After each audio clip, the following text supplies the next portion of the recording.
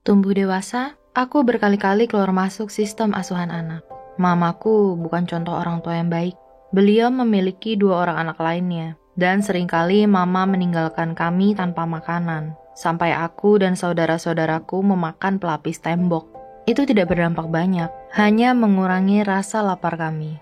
Dan karena hal itu, aku tidak percaya pada mamaku, dan lebih sering berkunjung ke mama tiriku, yang lebih terasa seperti mama kandungku.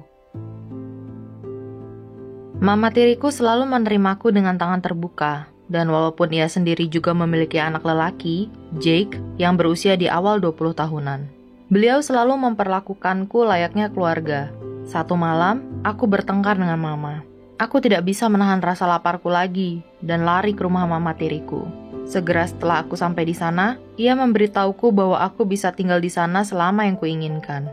Kami memesan makanan, menonton film, dan menghabiskan malam ala perempuan bersama.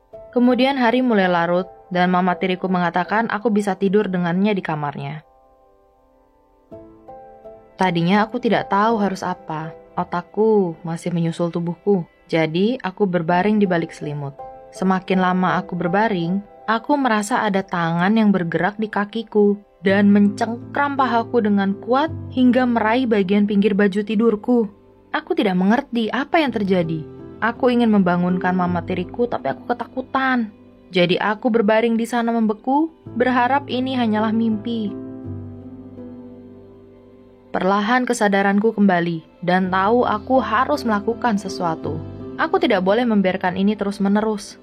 Jadi aku mulai dengan cepat menggoyangkan kakiku, berharap itu akan membuat mama tiriku sadar. Atau setidaknya itu akan membuat tangan tersebut berhenti dengan membiarkan mereka tahu kalau aku terjaga.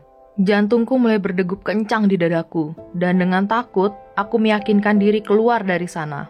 Perlahan dan diam-diam aku beranjak dari tempat tidur, dan saat aku mulai bergerak, kulihat mama tiriku tertidur pulas di sampingku. Saat kulihat ke bawah tempat tidur, kulihat seorang pria terbaring di lantai. Aku tidak tahu siapa itu, tapi saat aku melihatnya, aku berlari keluar kamar dan bersembunyi di kamar mandi. Kukunci kamar mandi dan mulai menangis, mencoba menahan suara tangisku. Aku tidak tahu harus berbuat apa atas apa yang terjadi. Tapi daripada kembali ke kamar mama tiriku, aku menuju ruang bawah. Aku terlalu takut kembali ke kamar itu, jadi aku berbaring di sofa dan menutupi tubuhku dengan selimut, mencoba untuk menenangkan dan melindungi diri. Aku menatap kegelapan, berusaha berpikir rasional ketika tiba-tiba aku mendengar suara tangga berderik dan langkah kaki yang mendekat dan semakin dekat. Aku membeku memikirkan apa yang akan terjadi selanjutnya. Ku pejamkan mata erat saat orang itu berbaring di lantai di sebelahku. Yang tercium hanyalah nafas yang lembab. Kemudian aku merasakan tangan menjalar di selimutku. Dan kali ini, itu tidak berhenti dan terus bergerak. Aku kesakitan, tapi aku diam membeku dari rasa sakit dan ketakutan akan apa yang akan dilakukan oleh orang itu selanjutnya. Aku terbaring di sana seakan waktu juga berhenti, dan menangis dalam diam agar tidak menimbulkan suara. Aku harap ia berhenti, tapi ternyata tidak. Itu terjadi seakan berjam-jam sampai aku benar-benar tidak tahan dan mendorong tangan itu. Aku duduk di sofa dan menatap ke bawah, tapi yang kulihat berikutnya sungguh menghancurkan hati. Di lantai itu adalah kakak tiriku, Jake.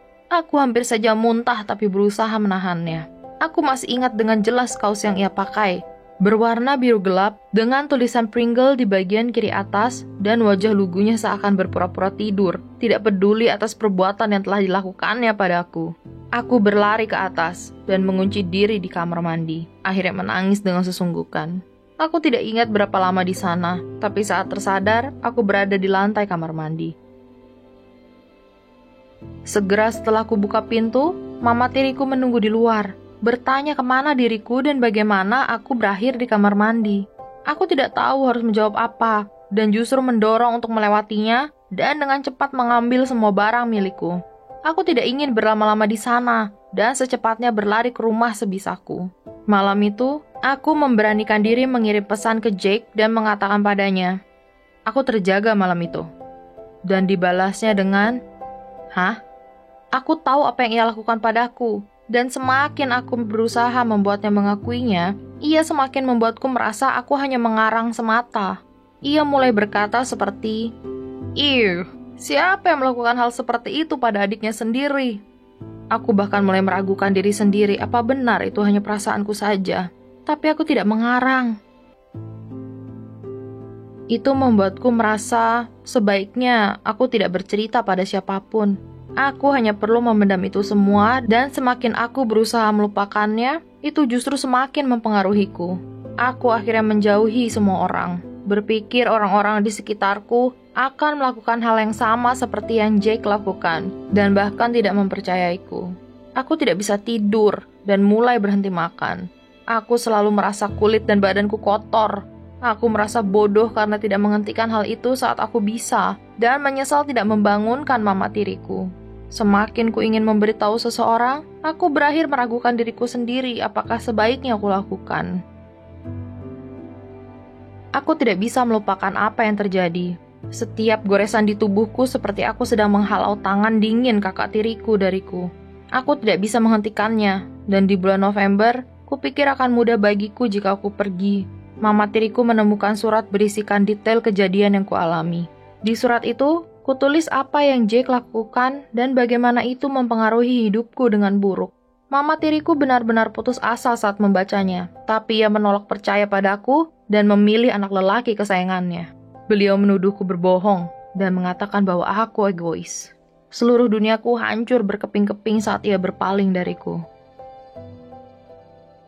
Itu benar-benar menghancurkan hatiku, dan untuk beberapa saat, aku merasa akulah yang harus disalahkan atas apa yang dilakukan kakak tiriku dan kehilangan keluargaku. Beberapa minggu berlalu dan aku pun sudah tak tahan, hingga akhirnya bercerita pada kakakku, yang meyakinkanku untuk menemui polisi. Saat ku ceritakan pada mereka, aku tidak bisa menahan air mata dan terus menangis. Itu seakan beban berat yang kumiliki akhirnya terangkat karena ada yang mempercayai ceritaku. Pada akhirnya, kuputuskan untuk tidak mengajukan gugatan, karena aku pun bergumul untuk bertahan, dan hanya ingin melupakan hal itu. Kejadian itu sudah lama berlalu. Penyesalanku adalah, aku tidak memberitahu seseorang dan menyimpannya sendiri untuk waktu yang lama. Tapi bisa kukatakan saat ini aku bahagia. Aku memiliki seorang kekasih yang baik hati yang sangat mengerti diriku. Ia membantuku melewati masa-masa di situasi sulitku. Apabila ada orang yang melakukan sesuatu padamu tanpa izinmu, sebaiknya beritahu seseorang. Jangan pernah merasa bahwa kamu tidak layak untuk melakukan apapun, karena tidak ada seorang pun yang boleh mengabaikan persetujuanmu.